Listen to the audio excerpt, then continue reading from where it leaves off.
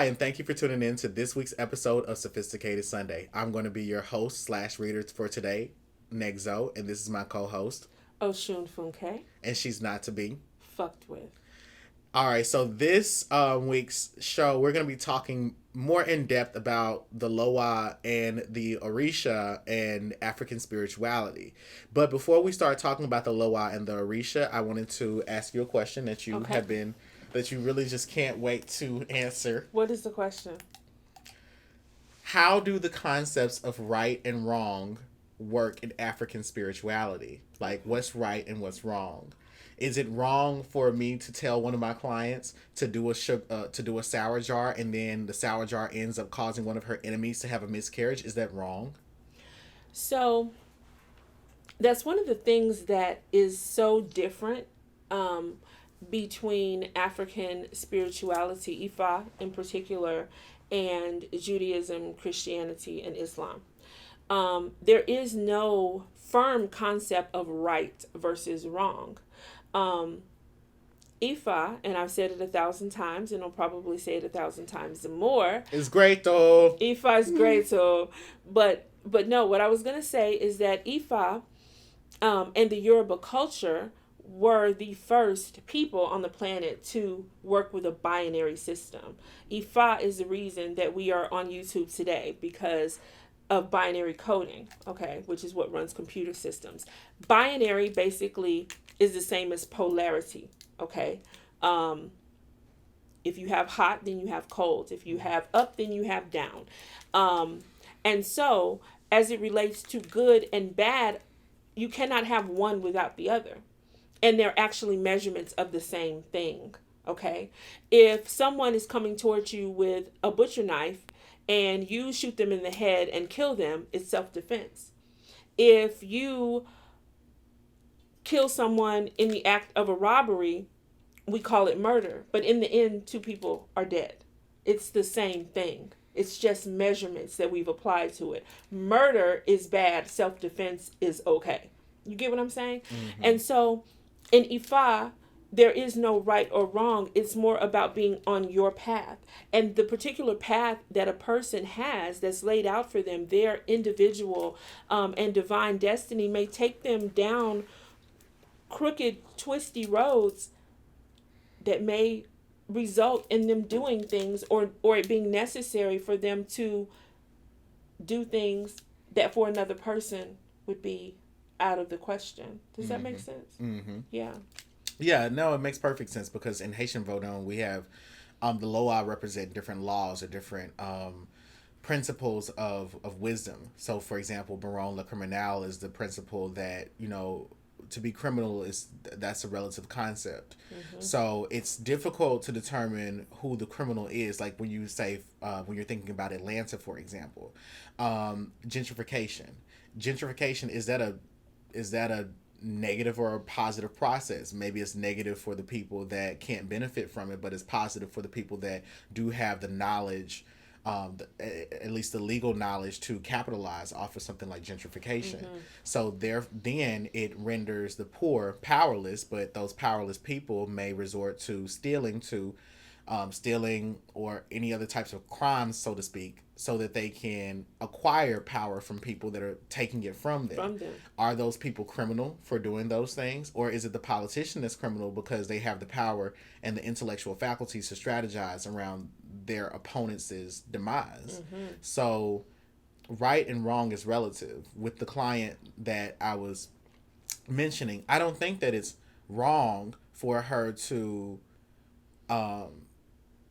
successfully complete the magic the sour jar ritual, because it's like, is it wrong for her man to get taken? Is it wrong for her to take her man back? That's not really where that's not really what the Loa are concerned with. The Loa are concerned with making sure that there's a fair exchange between you and them, that the consequences do fall back on you. The karma, some of it they will bear, but as far as the types of scrutiny that you'll go through, mm-hmm. it's negligible. It's mm-hmm. like those are things that human beings concern themselves with. It's relative. Somebody's going to think you're a criminal or somebody's going to think that you're wrong for doing one thing, and then you're going to have an audience of people that think that you're right. I know for me, there are some people that think that, they'll say that I'm arrogant, and they think that that's like an indictment against my character. I take pride in being arrogant. That's where my polarity lies. It's just how it works. But that being said, there's no right and wrong. Actually, I think a lot of spiritualists make themselves leave themselves vulnerable to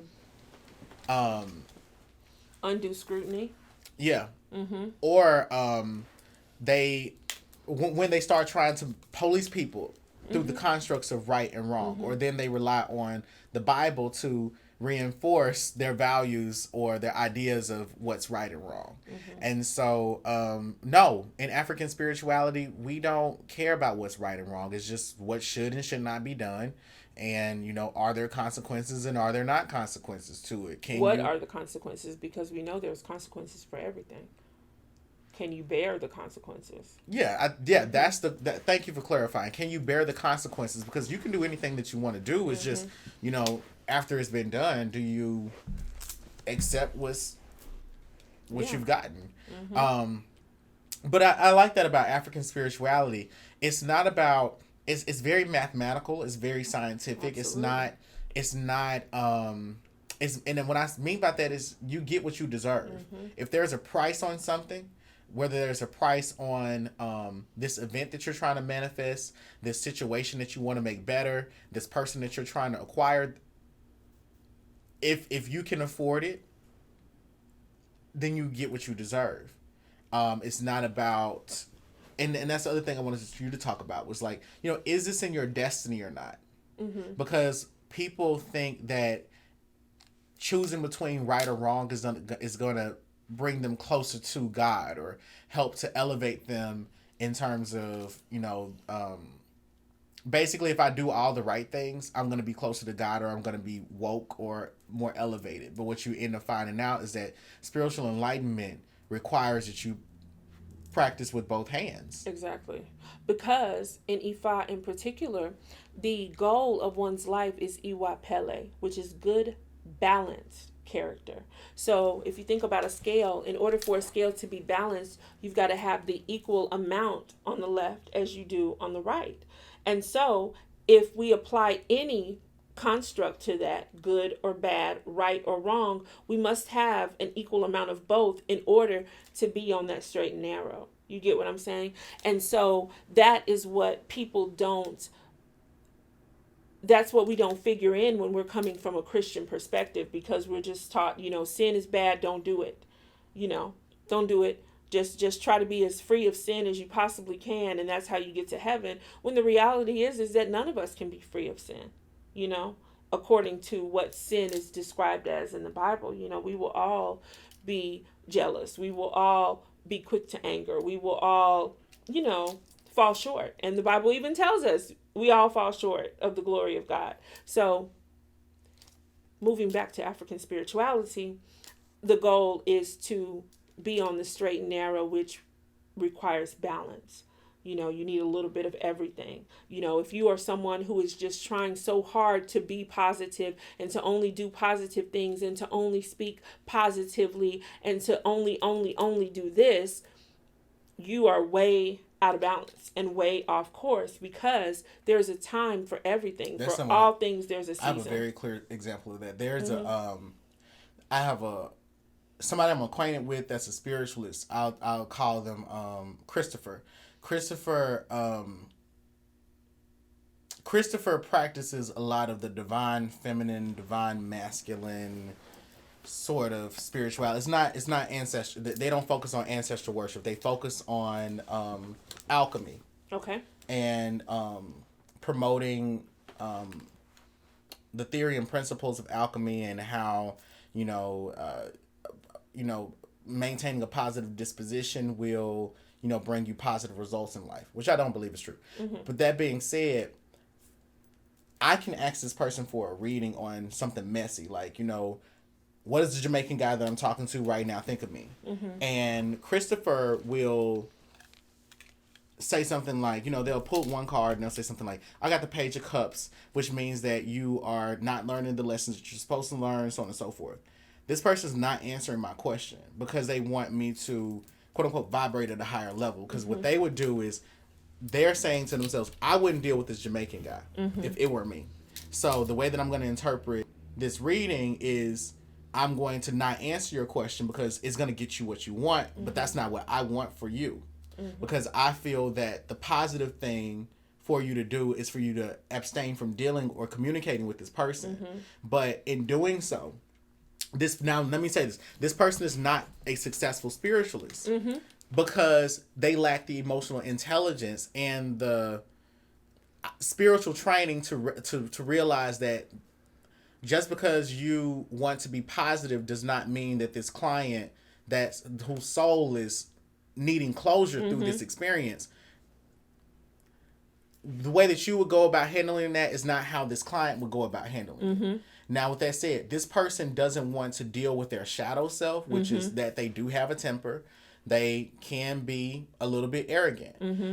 What I've seen is that they'll attract people that will troll them on their Facebook and will try to be contrarian. And I was wondering, I'm like, why do they attract so many trolls? And I said, because this person is so much on one side of the polarity. Can't wait to tear them down.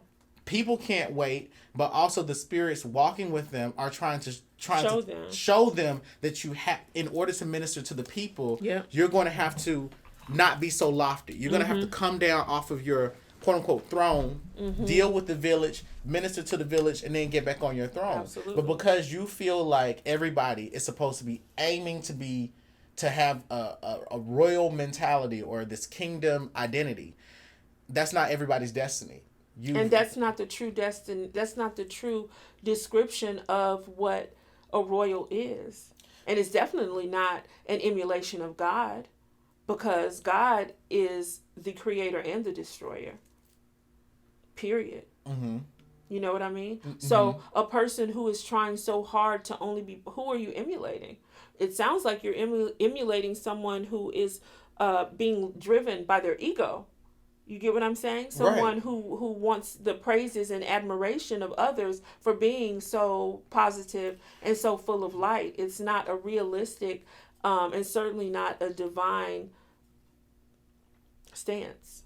And the constructs of right and wrong are the perfect fertilizer to breed egotistical spiritualists.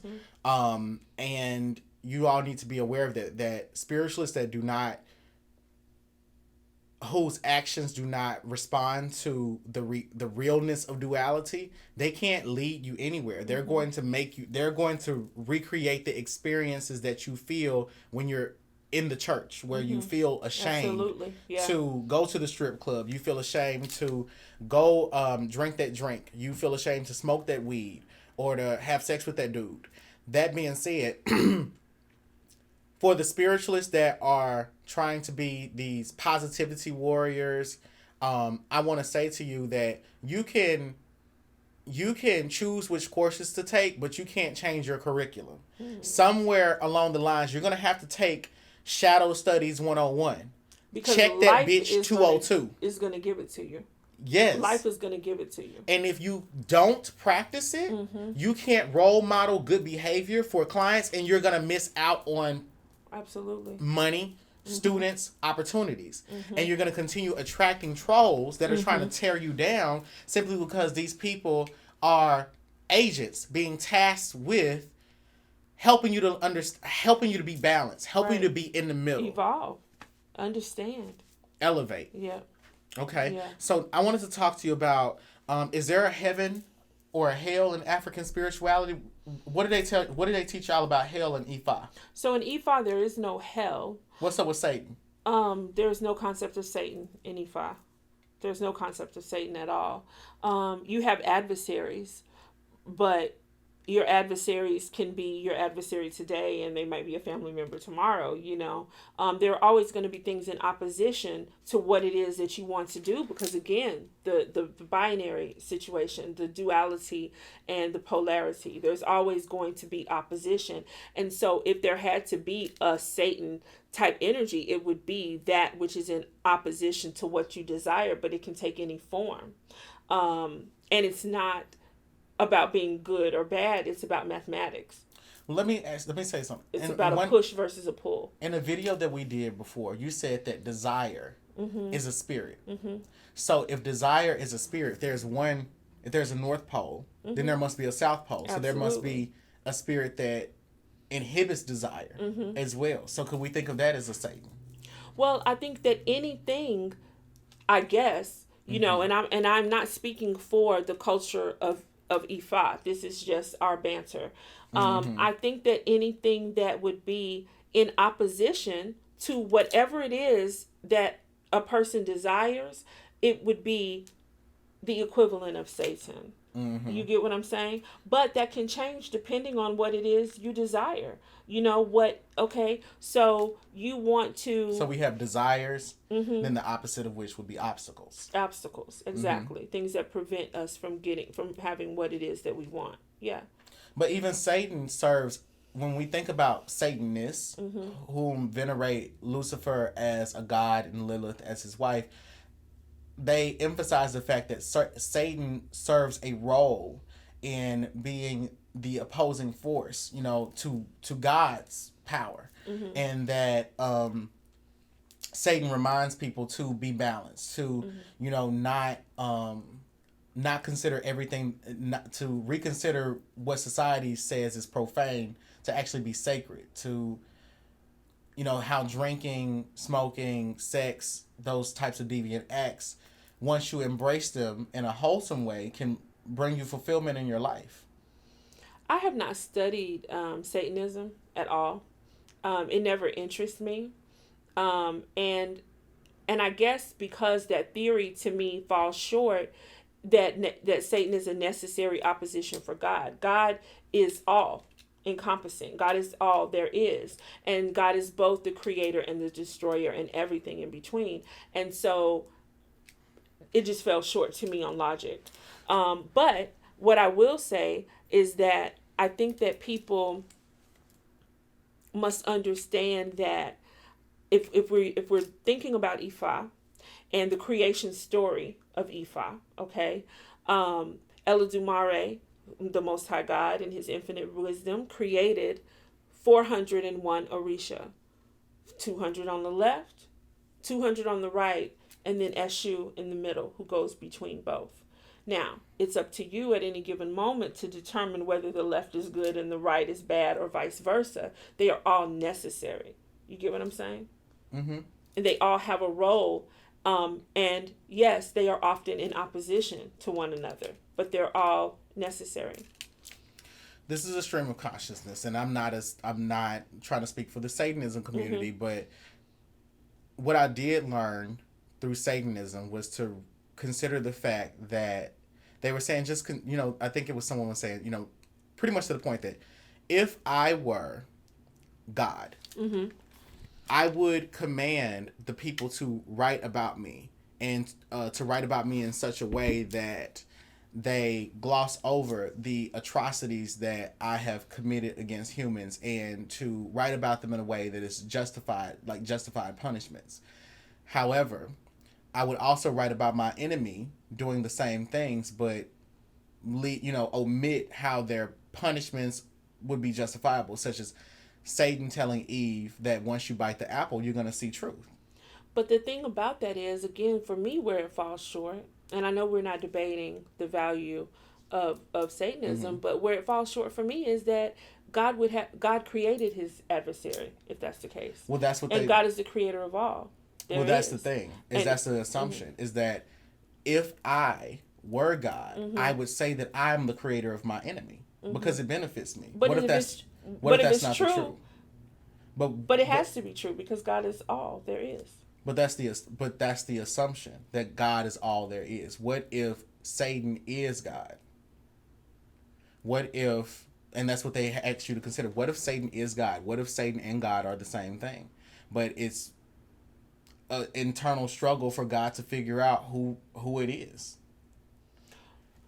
I mean, I guess from a philosophical standpoint, I could see that, but I'd prefer to preserve my brain cells and just live in the realm of Ifa, which tells me that there is no such thing as Satan. It's easier for me, and it makes more sense to me. Mm-hmm. That there is no one thing that is bad, because everything in proper combinations can create disaster. Anything in proper combinations Right. can create disaster in one's life. So it's not necessary for there to be this one agent of evil trolling the world, when birth, which in some cases is a joyous and monumental event that we are all that people are grateful for in one scenario, but can lead to the death of the mother and the destruction of a community and a whole bunch of other untold atrocities depending on that particular situation. You get what I'm saying? I get what you're saying. And to respond to that, I would say that, you know, Satanism is not trying to respond to Christianity in kind, saying that, well, God is evil and Satan is good. It's just saying that actually perhaps both of these deities both of these gods can serve particular purposes, but maybe society would be better if we did actually study Satan, how it is that people may have omitted things from the Bible about Satan, stories that are valuable to understanding duality in its fullness. Let's bring in this additional information, and those people typically will overemphasize their relationship with Satan to, I guess you could say it's like a political move, mm-hmm. in a way, to get people interested in understanding what they consider to be the truth, which is, there's God on one end, there's Satan on the other. But of course the Bible is going to be written. If I were to write a Bible about Quintarius, of course I'm going to write it as I'm the victor. Of course I created my enemy. But at the same time, how is it that you can never the question is, you can defeat your enemy, mm-hmm. but you can't destroy your enemy.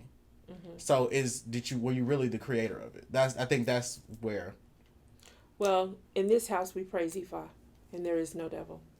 And so in Haitian Voodoo, we don't have a heaven or a hell either. So when somebody dies, they just become the Gede. And so the way that the culture of the family for the Gede is described is in opposition to how things are spoken about in the Bible. They say in the Bible that, there will be roads paved with gold. There will be many kingdoms that you can explore. And you're going to be praising God 24/7. When you die, in the Haitian Voodoo, you're going to be smoking, drinking, fucking, having sex, and enjoying all the things that you never thought that you would have in this lifetime, getting to do all the things that you never had gotten to do. You may reincarnate, you may not, but mm-hmm. you will be taken care of by many entities that are, and the Gede are in particular are different than any other Loa because they are the closest to being human. So we don't have a hell. There's just, mm-hmm. you die. Yeah, in Ifa you die and you still exist. You return to the land of the ancestors. You reunite with your ancestors. Now in Guinea. Mm-hmm. Guinea, yeah. They call it Guinea for you.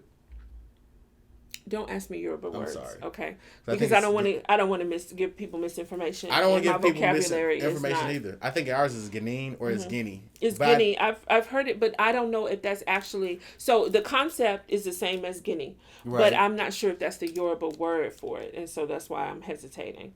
Mm-hmm. But as it has been described for me in my studies, that's something good for me to ask my Baba. So I'll come back to you guys and give you an accurate naming and description of the where the afterlife is. But it is you return to the ancestors.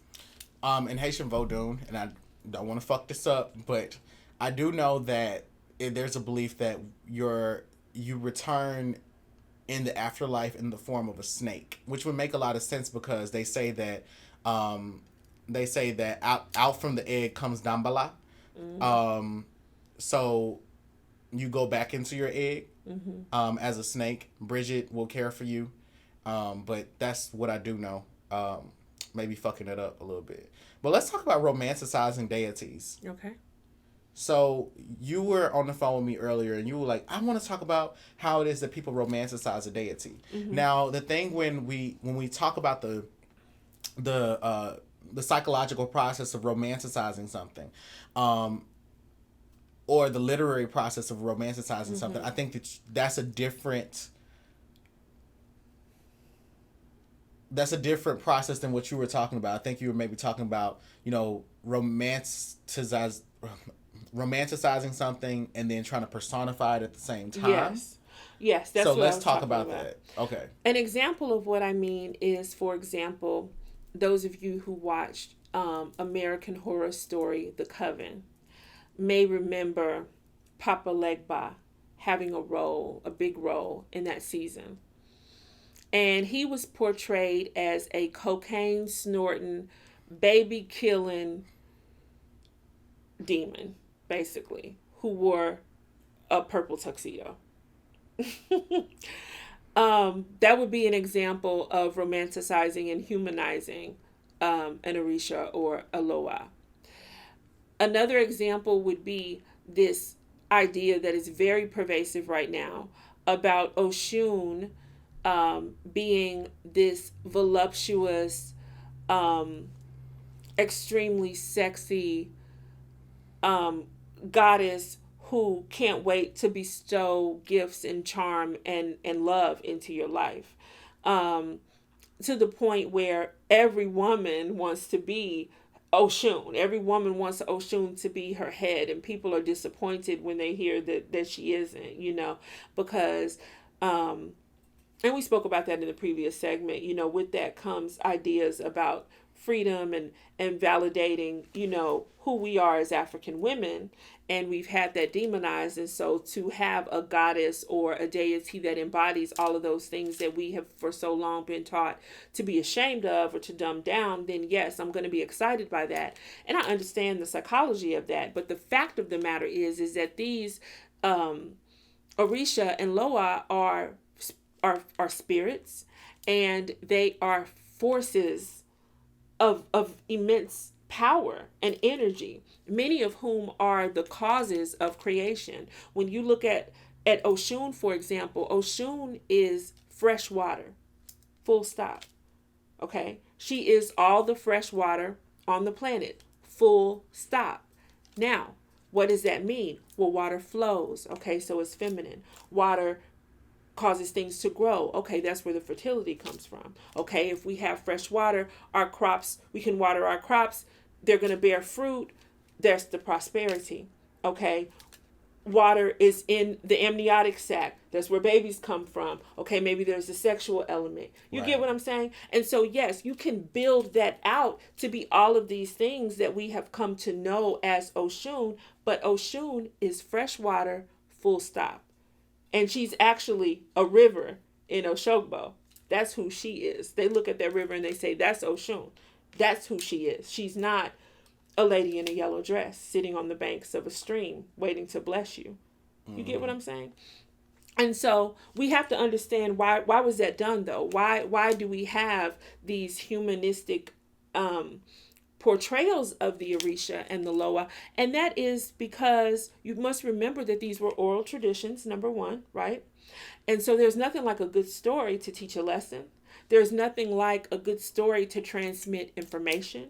There's nothing like a good story, period. You get what I'm saying? And so our ancestors were able to create these stories, patakis as they are called, fables, legends, myths, body of work, great literary work, to describe their interactions with these forces of nature. You understand? Mm-hmm. And so that's where that comes from. But we can't forget that these are forces of nature and that they are spirits without bodies. Okay? Yeah, I mean, I think the fetishization of African deities is something that's going to become more popular. I wouldn't even use the words romanticize or personify. I would say fetishize, because that's what it comes down to. You know, there is that surface level sociological analysis that we have to pay attention to. African American people have historically been denied the opportunity to experience and be educated about deities that look like them. So of course there's a part of honoring this deity that is going to be sentimental to us, but when we have to think about, you know, the seriousness behind the actual work of serving that particular entity, fetishizing them is nothing more than a compliment when these spirits, you know, Ifa spirits want blood, for example. And so that's to say that to fetishize a deity does not serve you. But I know that in Haitian Voodoo, to personify the deity is something that's sought after, if only because we have to think about what Americans call possession, or what we call mounting, to be mounted by the spirit, where the Loa has now inhabited your body. You speak as the Loa. The Loa speaks through you. It moves through you. It acts through you. There are many videos I love to put on my YouTube from my time in Haiti that I won't be putting up. But the Loa are. It is a goal to be able to personify the deity through possession, through the mounting. However, to fetishize the deities, that's different. It's not something that they are particularly fond of. It's not something that I don't think they have negative attitudes towards it either. I just think that they look at it as you are doing something that they told you that they didn't tell you to do, that they didn't tell you not to do, and they want you to follow the curriculum, follow instructions, do things the right way, serve them, and be serious about your life. That being said, I am appalled at how many people presumptuously assume they are, that they know their patron Loa, or they know their patron Orisha. You don't, and you haven't had a reading. I have no idea. And so the next thing you know is yellow emojis and the pineapples and the beehive and yellow sundresses from Forever 21, and it's just the next thing you know it's a sunflower after every caption on their IG. You're not a child of those that you're fetishizing the deity. You're not serving them. You're not working with them. You're not personifying them. You're not mounting. You're not mounted by them.